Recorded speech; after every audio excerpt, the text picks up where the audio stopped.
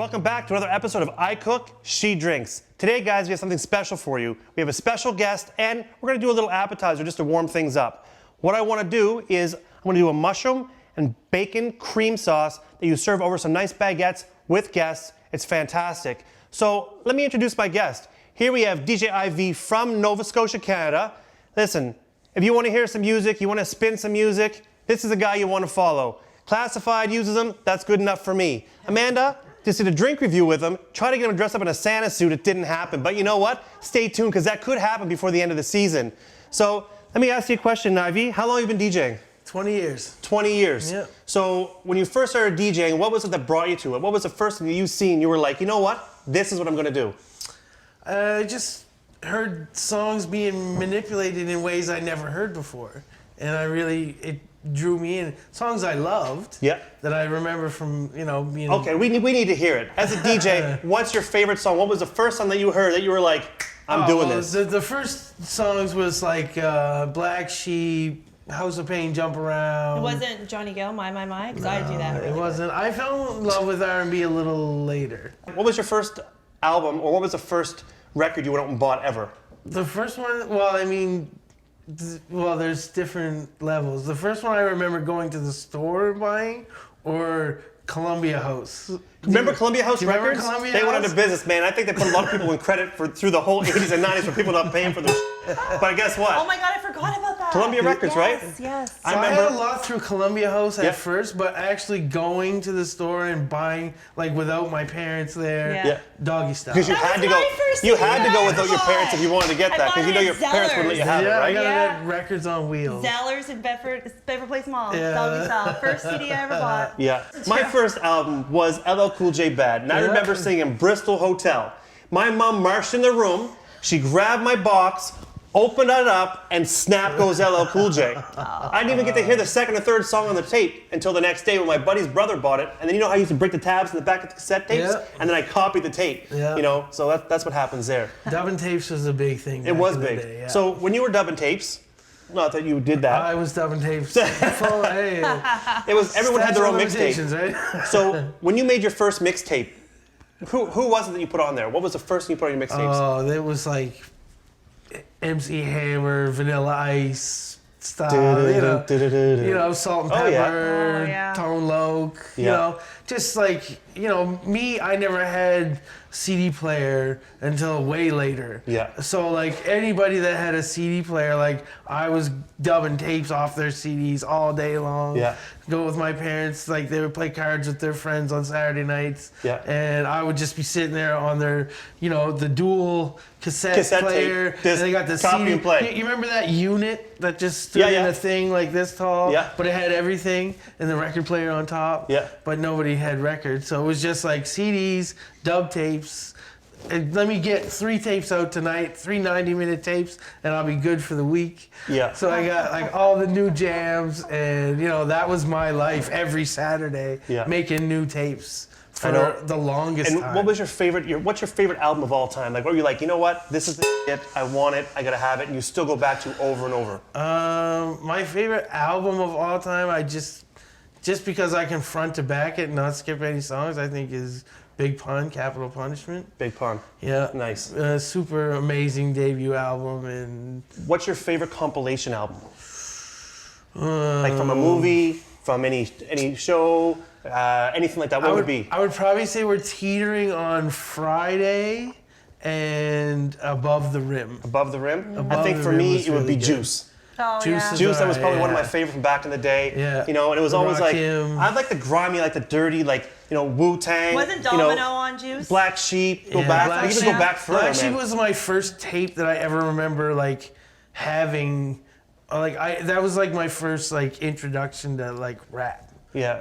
My friend had the tape and I was like, what is that? Yeah. I stole the tape from him. Now, I stole the tape, I took it home for a week, I dubbed it off, and then I returned it to him, and it just mysteriously came back and in his possession. He's like, I found my tape. He's like, it wasn't here all week. I was like, oh man. And so for the last one here, what's your funniest, like your group that's just kind of like quirky that you always go back to? Who is it that just is different? And it's funny because when I met with Pat Stay, he actually just got here, but when I met with him about 2 weeks ago, we were talking about it, and he was talking about guys rapping, and he brought up Fushnickens. And I was like, what the hell, Fushnickens? Like, what happened to these guys? Like, Chip Fu, these guys are rapping so fast, man. It's like, they're just, I don't know how they look at their lines. Like, it's just boom, boom, boom, boom, boom, right? Yeah. But I mean, they were comical rappers, right?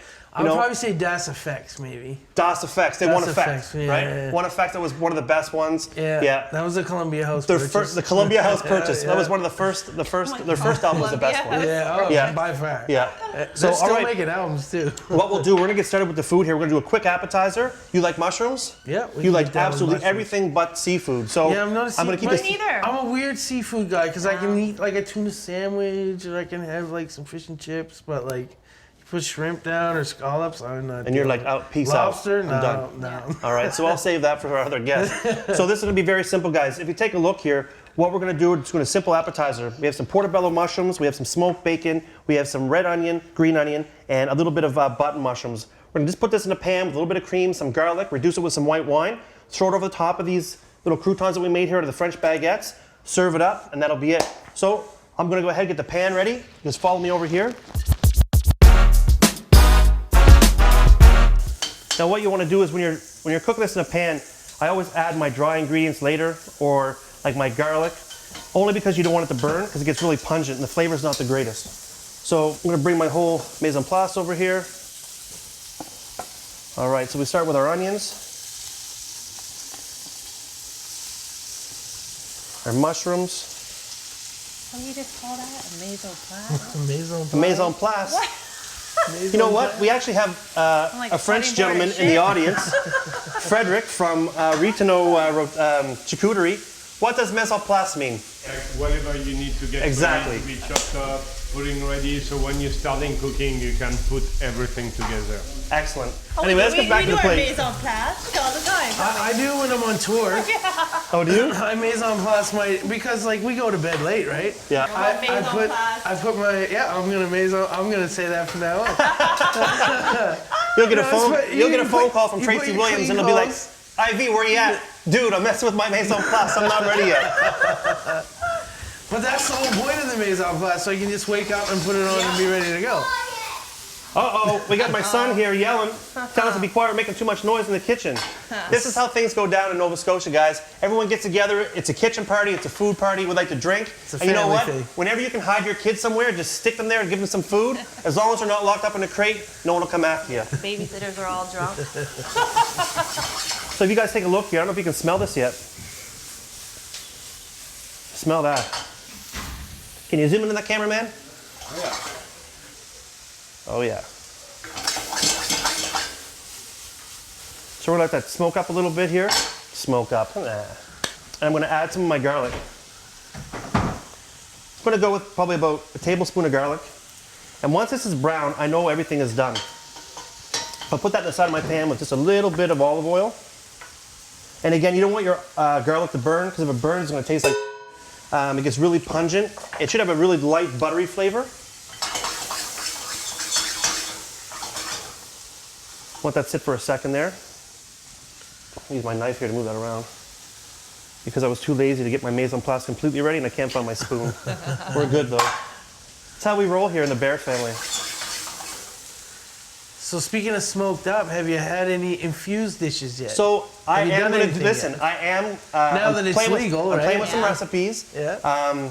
You know, did the chocolate thing, did the gummy thing, but I actually want to do a whole compilation of series where we're infusing all the food, like just regular food with that in there. Yeah. And you know, we can come up with some really cool sauces. We can come up with some breads. We can come up with a lot of different things using that. So 100%, guys, stay tuned for that. When it's I cook, she drinks, someone gets high. Okay, let Just me tell saying. the story. I'll come back for that one. Yeah, okay, I'm gonna tell you a story. You know how Dave said we're like trying out, you know, we tried some gummies, tried some chocolate. So I was drinking some wine one Saturday night and Dave's like, here, try this. And he's giving me chocolate and he's giving me gummies. And I'm like, no, no, no. And then the chocolate tasted so good. I was like, oh my God, I want more. Anyway, so the two of us just ate a lot of chocolate and gummies. There was a lot of chocolate and gummies And eaten. we legit just passed out on the couch watching Stranger Things on Netflix. Edibles will do that to you. Yeah, you know what? The thing is, I remember eating edibles for the first time, and I don't smoke weed a lot. Before my job, I worked in the oil field, and we were tested all the time for drugs and alcohol. And I remember, so I retired from the oil field, came home, had some edibles, and I took them late at night, but I went to bed, and I woke up the next morning, and legit, I still felt messed up. And I'm like, this is crazy. That's Gotta make called these a again. weed hangover. A weed hangover, yeah. That's exactly what that's hangover. called. All right, guys, so we're ready over here. Now everything's browned up. We got everything good to go. I'm gonna put a little bit of seasoning in here. I'm gonna use some pink Himalayan sea salt on top of this. I bought it because it's pretty. Just a taste. It's also the healthy salt. Yeah, and I did this last season and I melted the handle of my microwave, so I don't care, I might do it again. I need an excuse for a new microwave because I really don't like this one.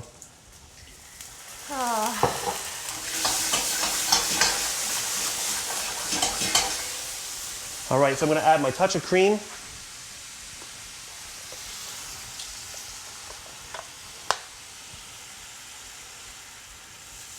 So as you can see, when you add the cream, it brings that whole sauce together.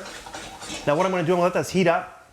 And as it heats up, it's gonna thicken. How's that drink? So if you look in here, guys, you can see this pan, the sauce is starting to thicken.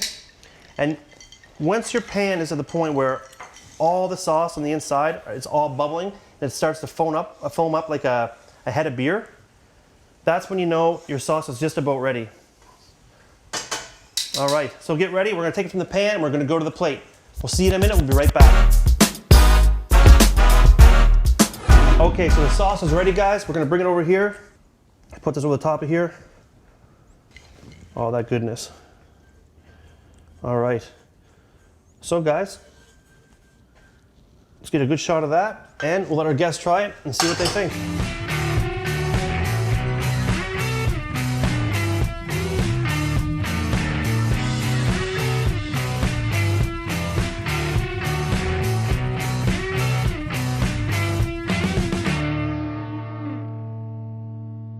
Go ahead, dig in. It's all you. I don't eat mushrooms here. No, man, I don't do mushrooms. No mushrooms, no seafood. Just scoop it up with your fingers, pull it out, and just shovel it back. Should probably have some bread though, right? All the drinking we've been doing. Don't be scared, load it up there. I don't want to choke here. Don't worry. I know first aid. It smells really good. Yeah.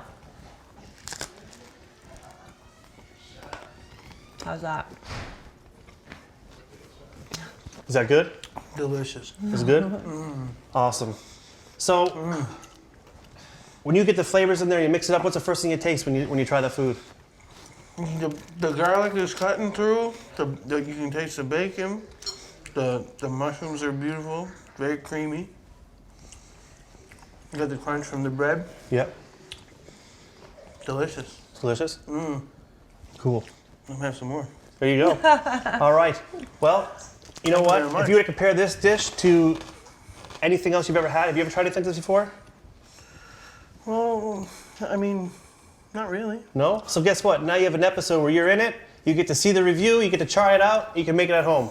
Anyway, thanks again for tuning in to I Cook, She Drinks, guys. Much appreciated. Show the love. Put your links in the comments and below to show me any other tapas that you have or would like to see on the show. Shout out to DJIV. Make sure you guys check him out if you're local. If you're not local, check it out on YouTube. Telling you guys, don't miss out. See you guys soon, and next week with another special guest on I Cook, She Drinks. Have a good one.